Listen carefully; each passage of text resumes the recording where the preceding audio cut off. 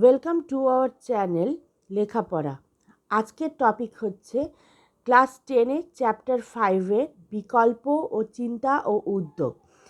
এখান থেকে আজকে 1 মার্ক কোশ্চেন কিছু আলোচনা করব।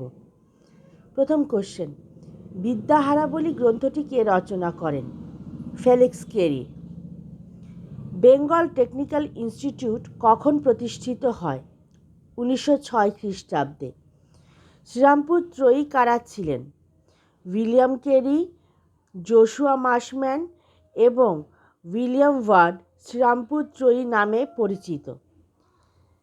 সিইটি এর পুরো নাম কি? College of engineering and technology. অব্যক্ত গ্রন্থটি কে রচনা করেন? জগদীশচন্দ্র বসু। আজকের মতো এটুকুনি।